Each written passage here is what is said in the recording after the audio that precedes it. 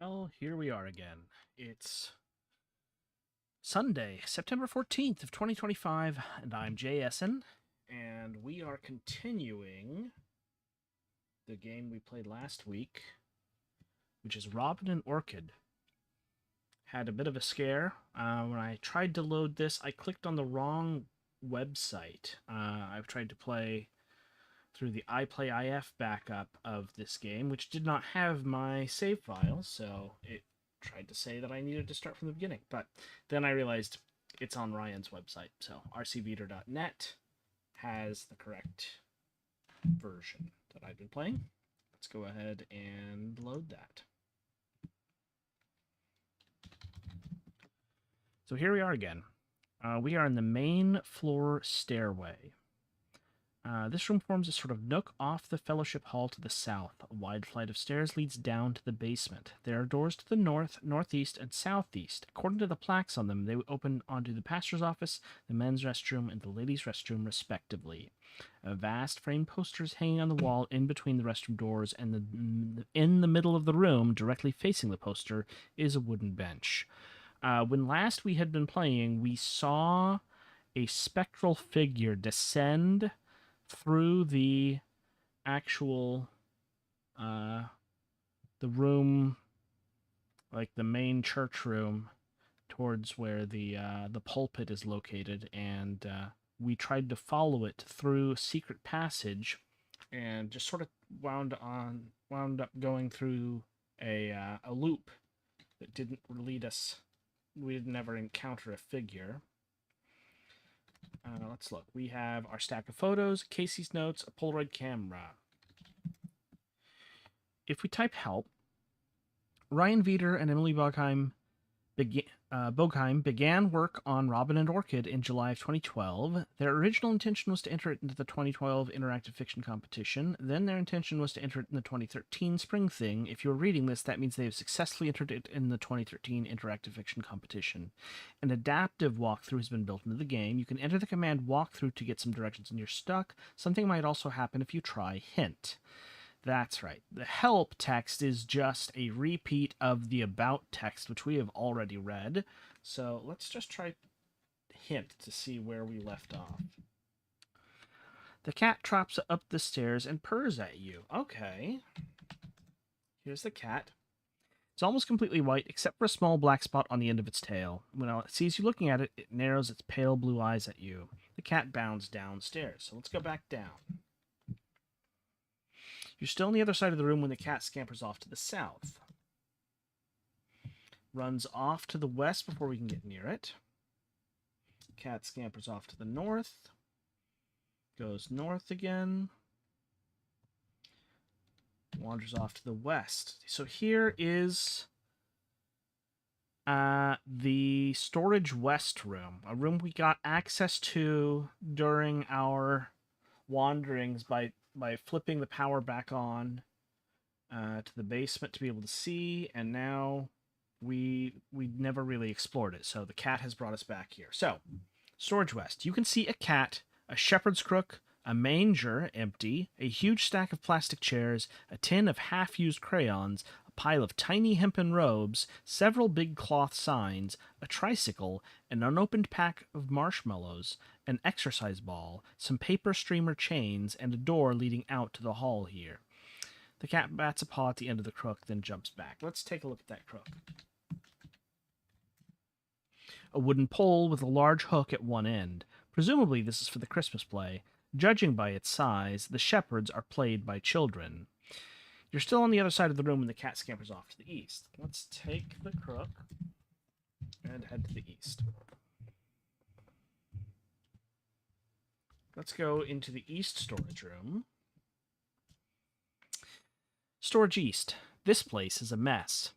A series of rickety shelves mounted to the north wall have failed to put the room into any kind of order. For some reason, there's nothing on the lower shelf, even though there's stuff everywhere else. Near the shelves is a study cabinet, maybe 3 feet tall. In front of the cabinet, and blocking the lower two-thirds of its door, stands a huge amplifier. A plywood Noah's Ark and a plywood Ark of the Covenant are sitting on the floor by the cabinet. A lot of arcs around here. There's a case labeled Handbells on the Ark of the Covenant. You can just make out a container of some kind on the very top shelf, glistening strangely. The glistening container is up on the top of the wall shelves. You can't get a look at it from your current height. Let's examine this cabinet. A bulky utilitarian cabinet trapped and inaccessible behind the mammoth amplifier. This thing is much too big and probably much too loud for this church. That's probably why it's down here collecting dust. The amplifier is about 2 feet tall. Climb up on the amplifier.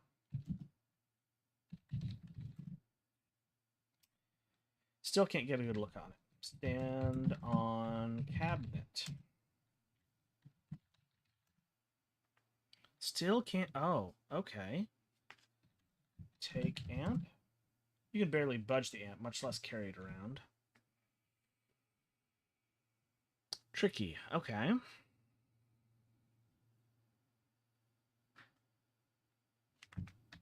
Stand on amp. Take cabinet. Too big to carry and too heavy to push. Okay, well. Down.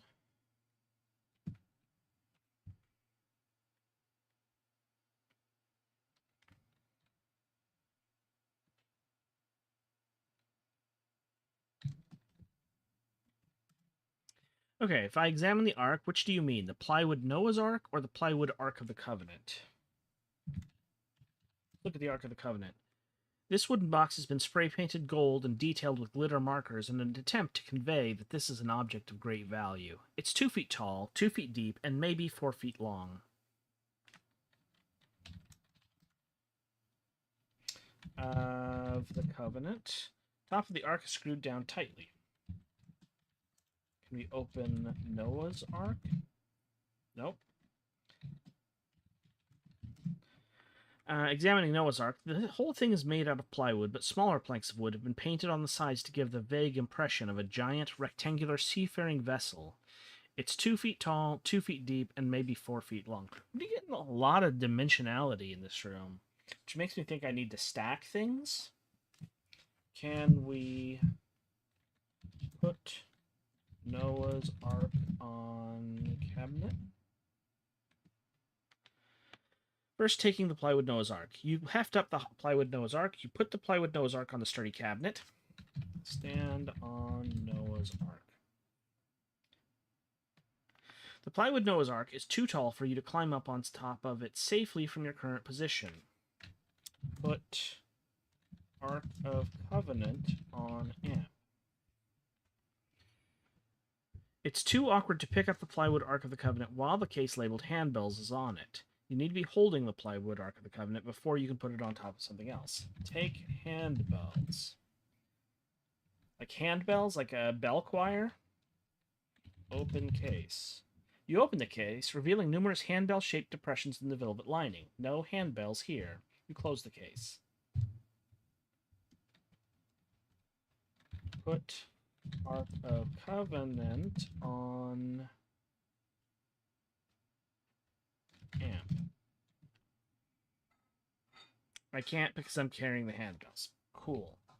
Drop handbells. You can't just drop the case labeled handbells on the floor. What if someone steps on it or trips over it? Fair point. Put... Is this a Tower of Hanoi puzzle? This is infuriating. Put handbells on Noah's Ark. Stacking the case-labeled handbells and the plywood Noah's Ark on the sturdy cabinet, on second thoughts, piling things that high seems a bit dangerous.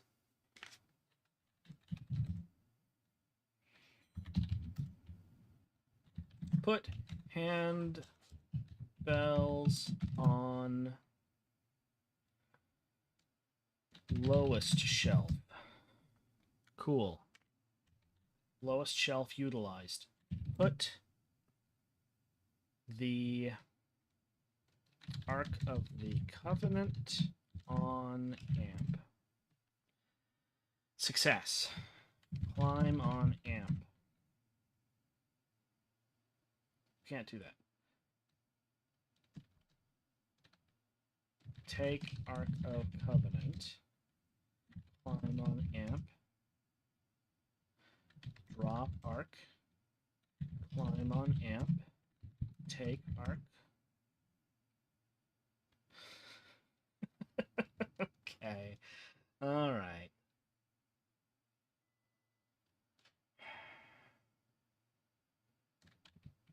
How do we do this?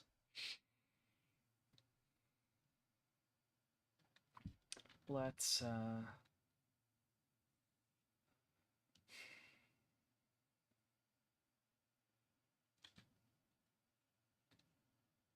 down. Take Ark.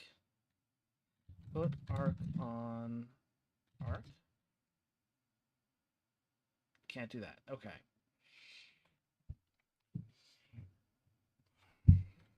Put Ark on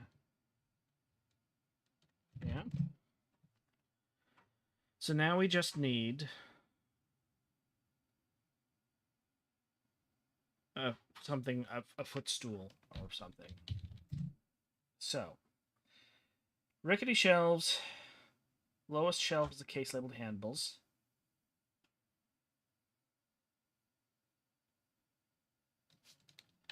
Middle shelf? No middle shelf. There's just a lowest shelf and a very top shelf. West. West. Let's get the manger. Clearly a manger from a nativity scene.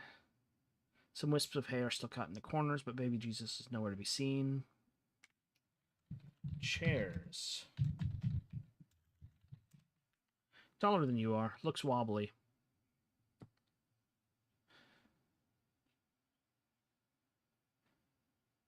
Okay, there doesn't really seem to be much in the way of supports for us in here.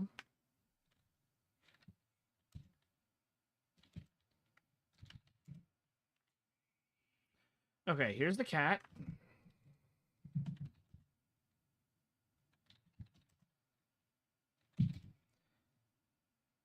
We are following the cat again.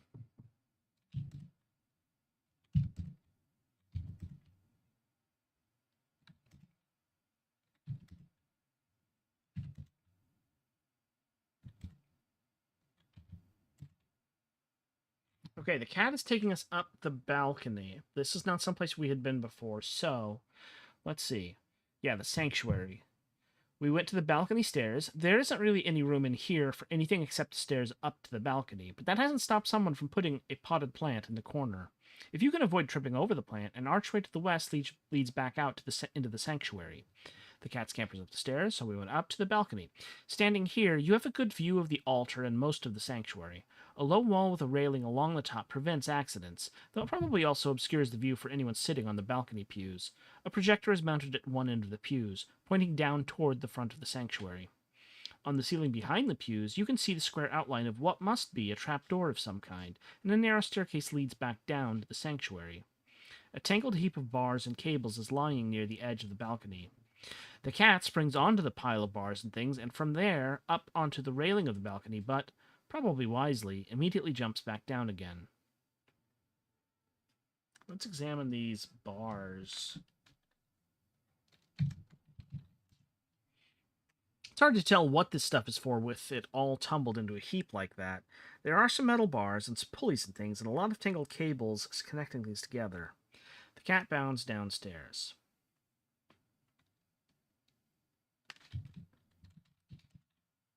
You try to disentangle some of the cables, but it's all too mixed up. You sort out one bit, and the rest just gets knottier.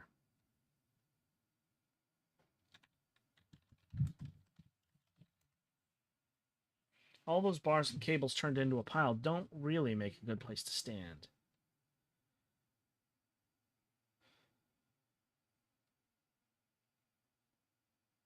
Okay.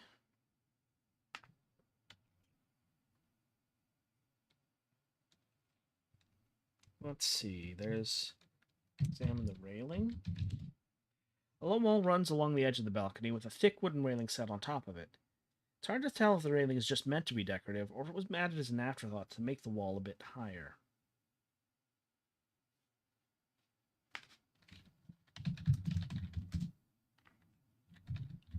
Railing? Just leaning over the railing makes you feel dizzy. We're not climbing up there, it looks like.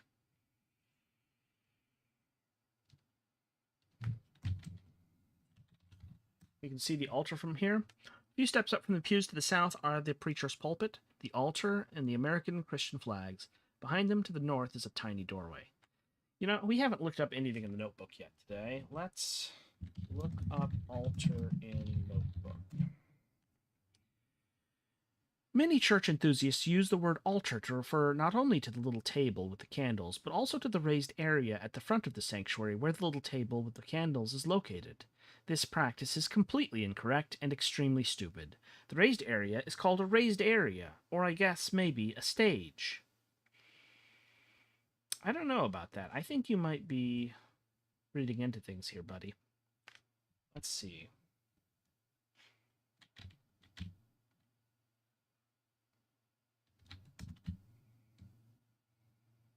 I don't feel like there's anything up here to look at, but there is that trap door. Let's look at that. The trapdoor is set into the ceiling, well above your head.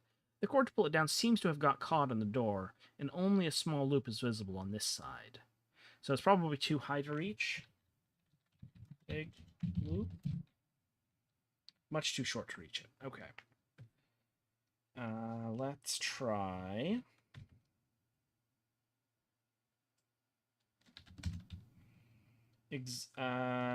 take loop with crook. Standing on tiptoe, you flourish the hooked end of the crook at the loop of cord, but you still can't quite reach. Stand on pew. Take loop with crook. The pews are too far forward. There's no way you can reach the trapdoor from here. Drat, I really thought I was onto something. Look up trapdoor in notebook. The trapdoor goes up into the steeple. Nobody uses it because, like I said, the steeple is super dangerous.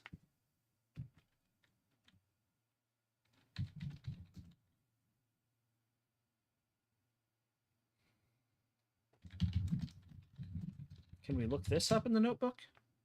But what is it? You're not sure what to look for in the notes. Fair point.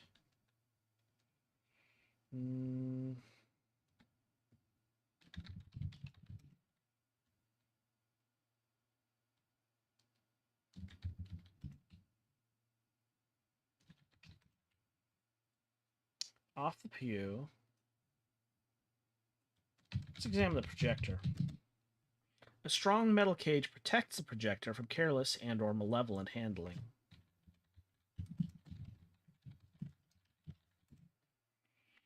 Flick through the notes and read Casey's scrawly handwriting. Someone donated money for a projector to the church, and it caused this big kerfuffle in the board of trustees because they didn't really want a projector, but they couldn't spend the money on anything else. So now we have a projector that we never use. I feel like my church had a projector that was used for specific events, tended not to be used during actual services, but there were occasions that it was used. Until one year when a new pastor came in that wanted to try and appeal to the youth through like modern technology and slick presentations, and would start like projecting the lyrics of the hymns to be sung on the projector screen, and I did not find that very compelling. I don't know. I can't speak for anybody else, but anyway, let's find our way down the staircase. Let's examine that plant here while we're here. A tiny potted palm. It's fake, but that's fair enough. It's not like there's enough light in here for a real palm tree to flourish. Here's the sanctuary. A roll-top desk. You saw one of these in a movie once. The top recedes into the back of the desk, and you can hide a convict inside. Can we open it? Or is it locked? Yeah, it's locked down. Let's... This room can't be as large as it seems. It certainly didn't look so huge from outside. It must be some kind of optical illusion, created by the angles of the vaulted ceiling or the long rows of pews. Let's go for one more hint from the cat. The cat dodges your hand and bounds off to the south. Back to the east, to the north, into the men's room now.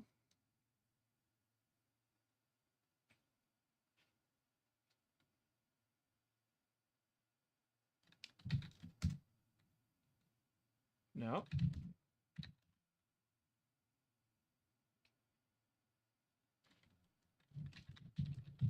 Can we examine the garbage can?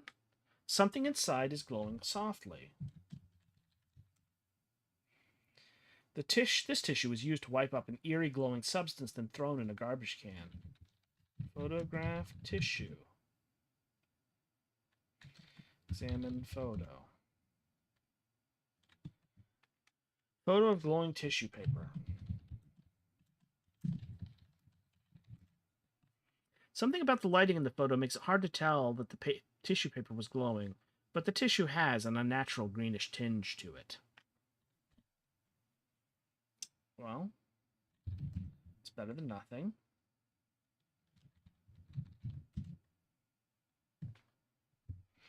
Okay. I went ahead and typed walkthrough so that we can make some progress here. To save you from the horrors of unwanted spoilers, we've implemented an adaptive walkthrough system which only shows you the walkthrough for the section of the game that you're up to. If there's more than one puzzle you could be stuck on, we'll ask you which you want a walkthrough for. Once you've completed that section, you can type in walkthrough again for a further set of instructions, though hopefully you won't need to. Oh hey, and don't feel bad about asking for help. The walkthrough only covers the main parts of the game, so there's still plenty of optional stuff for you to discover on your own. You should take another look at the weird collection of items you found in the tunnel. South, west, north, north, north, down, look at the party light. You've seen a blue light somewhere before. Take a photo of the party light. Cool, okay. South, west, north, north, north, down. This is the kind of command that I find extremely useful, and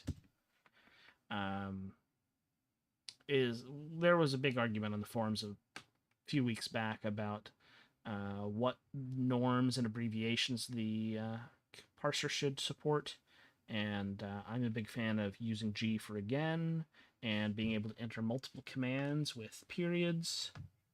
So we are now back at the tunnel.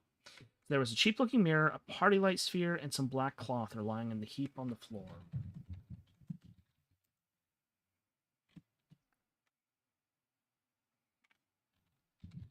Press small button. Foot clicks again and the light dies out. Press small button. Photograph party light. Examine photo of party light.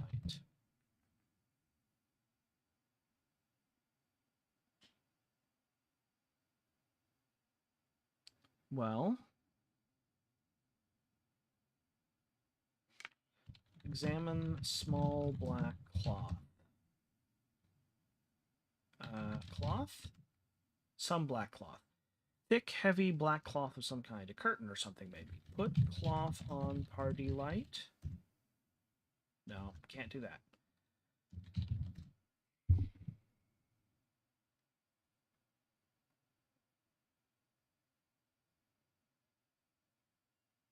Let's look at the mirror.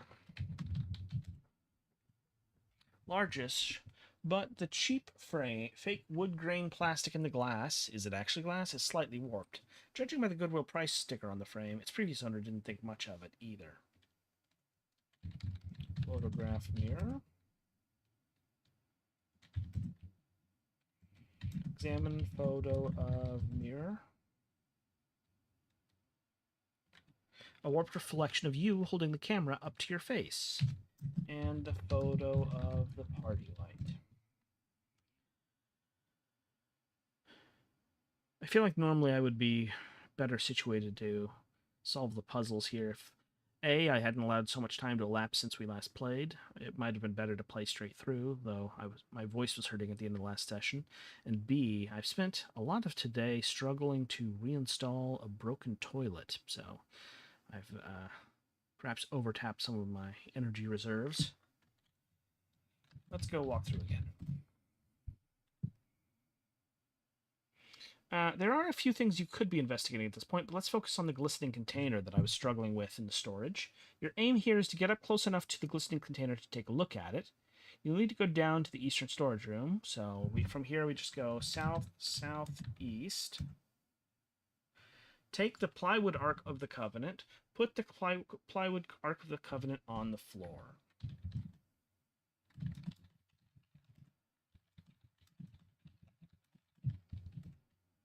Okay. The way the stuff in the room is currently arranged, you can't get high enough to see the top shelf properly.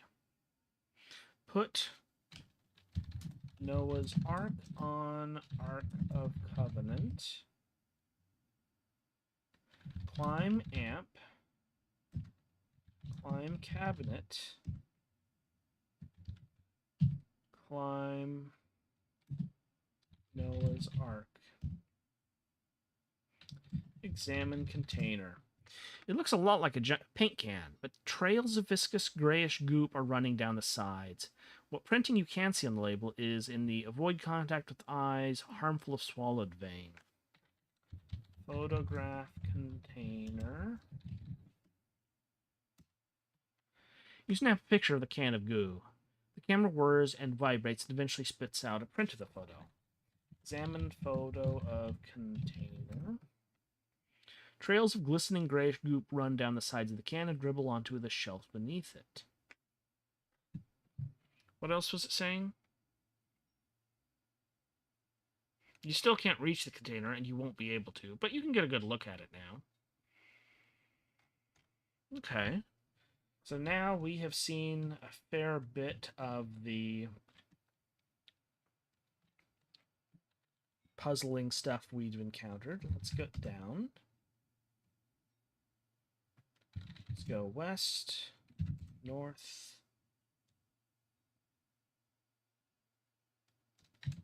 gunk. Photograph mural of David. Examine photo of mural.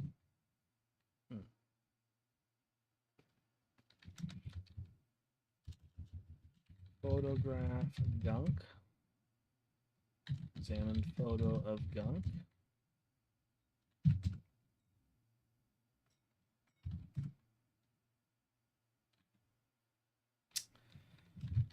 What else have we got? Let's figure out what the heat bars and cables up on the balcony is. The information you need isn't in the balcony, though. Look at the crook. Look up the crook in the notes. There's more to that story, but we're only interested in that weird German-sounding word right now. Look up the Engelgurt in the notes.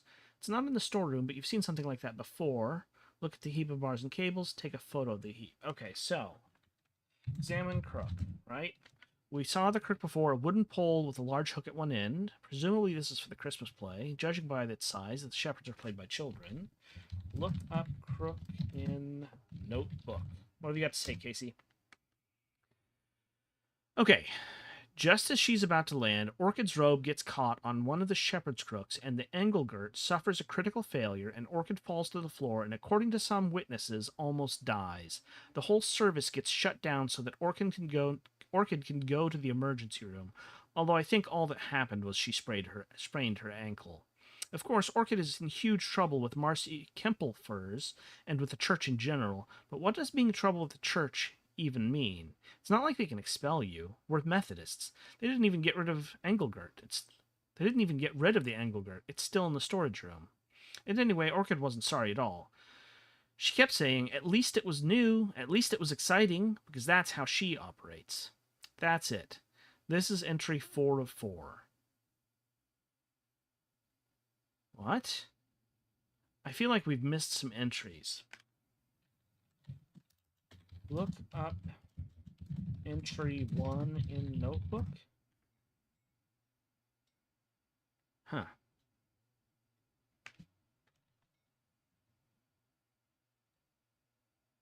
We're clearly missing stuff here. Let's go. We're in the back room.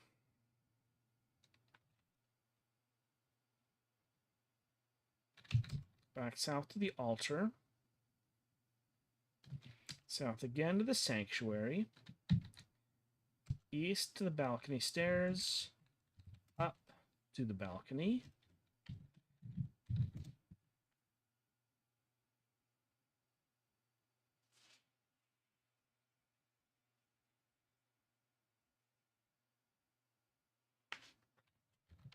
Photograph cables. Examine photo of cables. Oops, my phone's going off. Nothing of note, though, just notifications. Thank you, phone. So the heap of bars, cables, and pulleys looks even more confusingly tangled in the photo than it does in real life.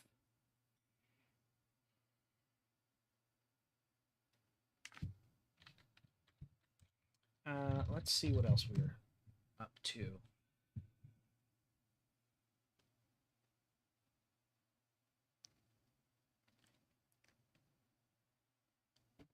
Okay, we looked up the crook in the notes. We did not look up the Engelgert in the notes. Look up the Engelgert in the notes. That's what we missed. You flick through the notes and read Casey's handwriting. Well, Marcy shut down a couple more of Orchid's ideas, and Orchid eventually figured out her real problem, which was she kept telling Marcy her ideas. If she was going to change anything about the Christmas program, she was going to have to do it behind Marcy's back. So she got her dad to build this crazy device, the Engelgert, which used a system of rods and pulleys and winches to make someone glide across a room, like an angel. A couple nights before the Christmas program, Orchid and her dad came in and set up the Engelgert while nobody else was around. I mean, I have to assume her dad was involved, though I don't remember him ever getting in trouble over it. Whatever. The night of the program came around, and for a while, everything went exactly as Marcy planned. Jesus was a doll, and the bell choir played Silent Night, and so on. But in the middle of the angels singing Angels We Have Heard on High, Orchid appears up in the balcony in her non-regulation homemade angel robe and starts floating down to Earth, and, oh no, I've run out of space, cliffhanger, this is entry 3 of 4. Something about the description of the Engelgert sounds vaguely familiar. Okay, so I see what's going on here. Let's see if we can find entries 2 and 1. Look up Marcy in notes. You flick through the notes and read Casey's handwriting. Marcy Kimplefers is in charge of the bell choir and that kind of thing, and she's boring. Look up Christmas program in notes.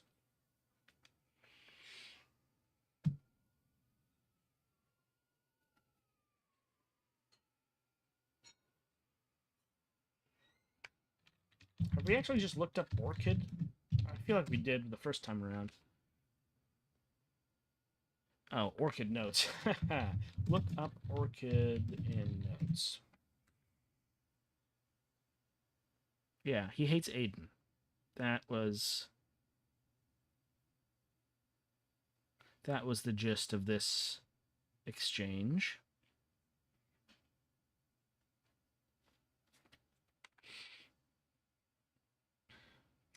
So the original Engelgert notes and the crook. I bet. Okay. Let's go back. Let's go back where we. Let's go down and west and north and north and down, south, south, and west. Look up manger in notes. Yeah, here we go. This is how we were meant to go through this. So the manger. So last year, Orchid said she wanted to run the Christmas play, and Marcy Kempfelfers, who always runs the Christmas play every year, thought that was a great idea. She said it would be really cute to have a little girl be in charge of the play. This was last year, so Orchid was either 15 or 16 years old, I think. The first thing Orchid suggested was that they use a real baby to play the baby Jesus. Some church person had a baby, and Orchid, because she's completely a girl, was totally nuts for this baby. But Marcy says, oh no, we always use a doll for the baby Jesus. Real babies cause so many headaches. You can see where this is going, but I'll write more about it in some other entries. This is entry 1 of 4. Okay. Next is... look up robes, perhaps? I swear I have never had to wear the church robes for anything, thank goodness. I did have to wear a robe for choir, school choir, freshman year, which is one reason I didn't take choir sophomore year. Man does not like robes. Examine big cloth signs. You can see if there's text printed on them, but as they're rolled up, you can't read them. Look up big cloth signs in notes. We hang up the cloth signs in the sanctuary for Advent. I think they say hope, wait, expect, and await. Cool. Let's look at the...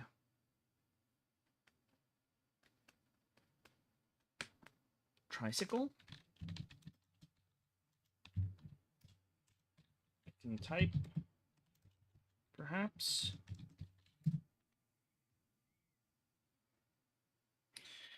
When I was in preschool here, things were laid out differently, and the youth room was just this big empty room. And there were 2 tricycles. I don't know what happened to the other one. Anyway, me and another kid would ride the tricycles around the room in a circle, and we'd sing the theme song from Cops, which goes, bad boy, what you gonna do? What you gonna do when they come for you? There are more words to the song, but that was the only part we knew, and we sang it over and over again. Actually, it's still the only part I know.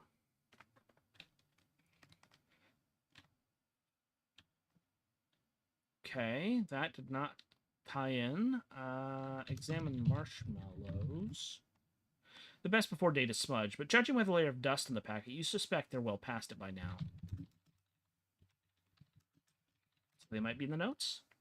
I think I left some marshmallows in one of the storage rooms a while back. They're yours if you can find them. No, thank you. Exercise ball? A huge pink neon exercise ball. Some church members into yoga?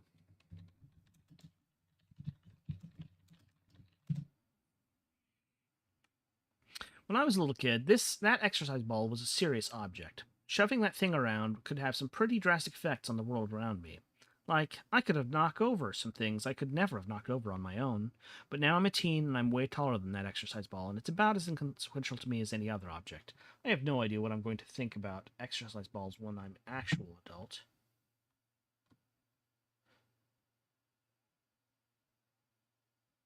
Okay, we've got entry 1 and 3 and 4, but we still don't have entry 2.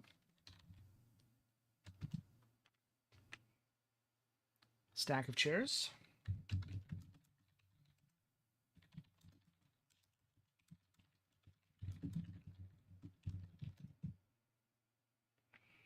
The plastic chairs in the storage room were the flimsiest dang chairs you'll ever come across. I won't name any names, but I know somebody who stood on top of one of them and it flattened out like Bambi underneath him. They had to throw the chair away, but the guy I'm talking about refuses to feel guilty, because there's no way it was his fault. Okay.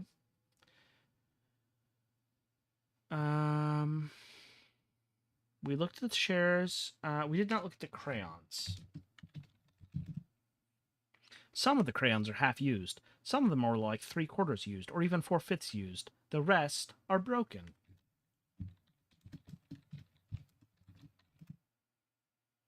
You flick through the notes and read Casey's scrawly handwriting. Before a certain unnamed individual left the church, we used to have art activities in Sunday school all the time. It was awesome, but things change, and people change, and on and on. I think there's some crayons left in the storage room. It's so true, Casey, they are here. Streamer chains. Colorful chains made out of paper streamers, like you might use as decorations for a kid's birthday party. The links are all different sizes, and there doesn't seem to be any pattern to the choice of colors. At a guess, you'd say the Sunday school children made these. if you're in the storage room and you see some paper chains, don't touch those chains. Those chains are way too old to still hold together, and yet they do still hold together because nobody has moved them or paid any attention to them in about 15 years. Take nothing but pictures, Robin. Okay. Photograph chains.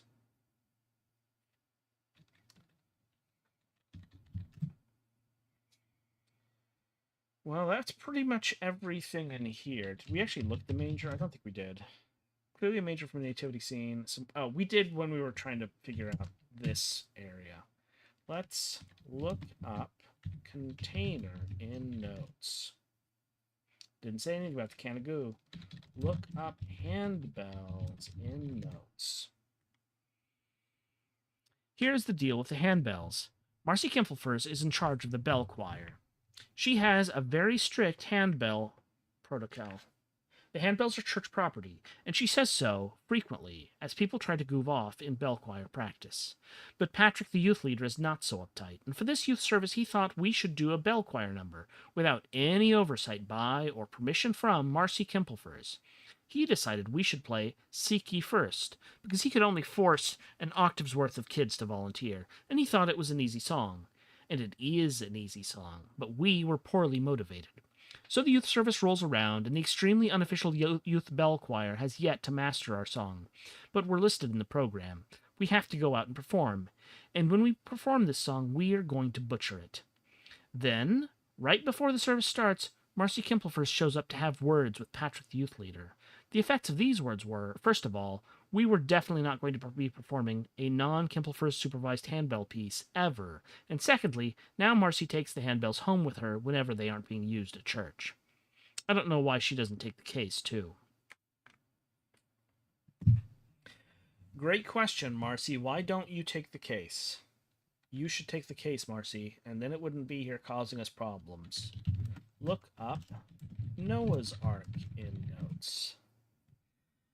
Patrick, the youth leader, isn't much of a carpenter. The extent of his abilities is building sturdy wooden cubes, which is why Noah's Ark doesn't look anything like Noah's Ark.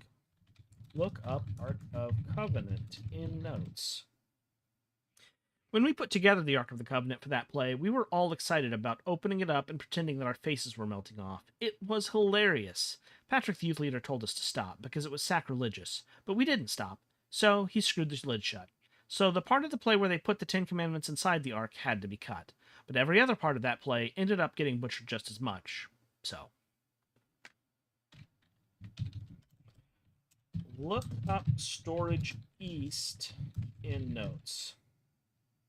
There are 2 storage rooms, one on each side of the basement hallway. There is some neat stuff in those rooms, let me tell you. Look up Storage West in notes. Identical text. Okay. Look up shelves in notes.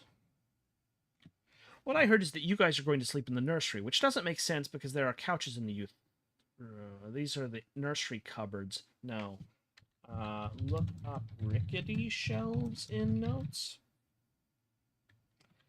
Look up bottom shelf in notes.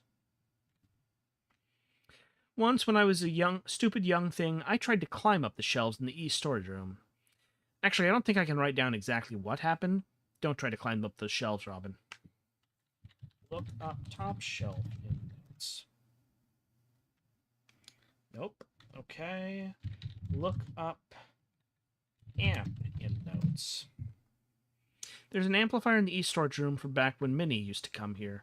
I guess I'll put it in a separate entry about Minnie, but as far as the amp, all you need to know is, if you break it, nobody will notice or care.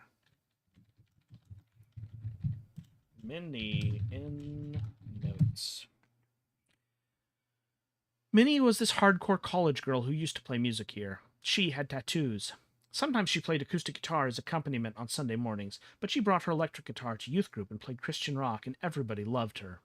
But every youth group night, she'd have to lug her amp in and out. It wasn't a big amp, but it was heavy enough to be a pain to carry around. Plus, it didn't sound very good. But then, on Minnie's birthday, Patrick the youth leader somehow caused this gigantic, halfway decent amplifier to appear, and it had to stay at the church. That was the whole point of it. But it was understood that this was Minnie's amplifier. The last paragraph has been erased and rewritten a few times. The details of the reason that Minnie stopped coming to church aren't my business to tell you about. She had to leave, and her amp stayed behind, and now it's in the basement where nobody will ever use it. The cat strolls in from the west and mews at you.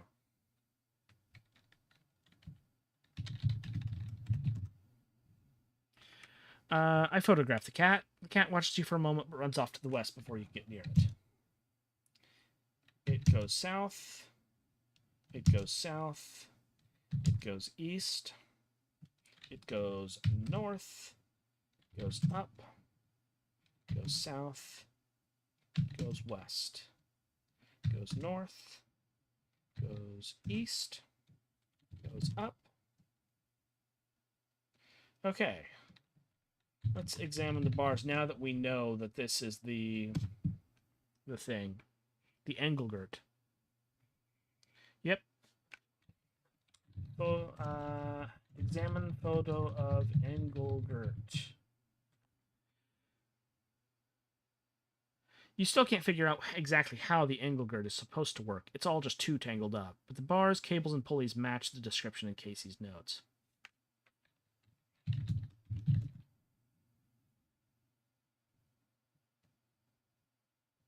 Okay, well, we did all that. Let's see what else we're supposed to do. There are quite a few things in the church that you can stand on. Okay, it's about time to sort out the trapdoor in the balcony. The trapdoor is pretty high up, so you're going to need something to stand on and something to hook the pull cord with. Okay, so we are going to use one of the arcs. For some reason, I thought the arc should stay in the storage room. My bad. Let's go down and get one. West. North. North. North. Down. South. East. Take Covenant. Oh, excuse me. Take Noah's. West. North. North. Up. Up. South. South. East. Up. Put Noah's under trapdoor. Drop Noah's. Stand on Noah's. Hook. Loop with crook. You catch the loop of cord with the end of the crook and pull. The trapdoor opens and a small ladder slides down, offering access to the steeple above. Let's go up. Steeple. The inside of the church steeple is a cold concrete cube with cinder block walls. There's one window, but it's been boarded up. You jump. There's a boy sitting on the floor smirking at you. It's Aiden Kingsley. The ghost's glowing dress lies in a heap nearby. It doesn't look very ghostly now. Aiden stands up. Hey, Robin, are you enjoying your evening? He asks, smiling. You are not smiling. So you're the ghost. Well, yes. Well, no, I'm not a dead person. But I portrayed the ghost you saw, yes. Does Orchid know?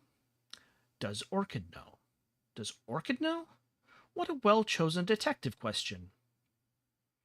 Aiden looks down the trapdoor behind you. Do you think we could continue this conversation downstairs? It's really freaking cold up here. We take a photo of Aiden. Photograph dress. Examine the dress. It's been cut up and painted, but you're pretty sure you recognize the dress as the one Orchid wore last Halloween when she was Dorothy Gale.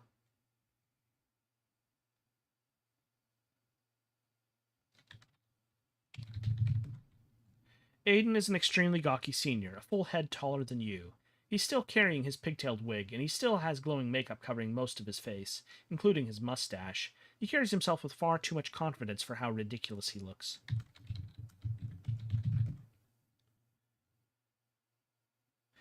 In the photo, Aiden smirks at the camera, apparently unconcerned at having been caught. So we go down to the balcony. Standing here, you have a good view of the altar and most of the sanctuary. A low wall with a railing along the top prevents accidents, though it probably also obscures the view for anyone sitting on the balcony pews. Projectors mounted at one of the pews, pointing down toward the front of the sanctuary. Behind the pews, you can see the ladder up to the steeple, and a narrow staircase leads back down to the sanctuary. Tangled heap, plywood Noah's Ark. You look back to make sure Aiden has followed you. Yes. Now I'll tell you the answer to your question. Of course Orchid knows. This was all Orchid's idea. She was very naughty, and I'm not even supposed to be here, so I should probably get going. He tries to slip past you, but you grab his arm. Aiden yelps like a dog. What's your problem? You're not going anywhere. I've got a few more questions. Then can you get your hands off me first? You're going to break my arm. Sure. You let go of his arm. Let's get going. You know exactly where the two of you are going, but you should probably keep that a surprise. Do I know where we're going? We're going east. From here, you could head up to the steeple and down to the balcony stairwell. Okay. Let's go down to the balcony stairwell. The balcony stairs. Aiden mopes along after you. Yeah, Orchid brought the idea to me. She said if she could write a story about a real ghost, then maybe people would actually read the newspaper. But I told her I'd help her. Why? For the heck of it, primarily. Let's go west to the sanctuary. Aiden follows you in. Originally, she was just going to let me in the church during the sleepover, and we'd just spend the night taking a bunch of ghost pictures. However, then we found out that you were going to be the other newspaper girl staying the night, and Orchid said you'd never go along with it, so we had to change the plan. We go south to the narthex. Aiden follows you in. As you enter the narthex, Orchid strolls in through the front door of the church. When she sees Aiden, her eyes go wide. Aiden, what are you doing here? Hey, don't bother, Aiden snaps. I've already told her everything. Or almost everything. Orchid rushes up to Aiden with her fists clenched. You're lying. There's no proof. All you can prove is that you broke into the church and tried to scare us. Well, no, says Aiden. I can prove some other things. I have the receipts, for the makeup and everything. Because you had to use a credit card, idiot. Orchid goes quiet. Well, we can talk about this in the morning, Aiden says, and he makes for the southern exit. But you grab his arm and he cries out softly. Yeah, your way is probably better. We're going east to the Fellowship Hall.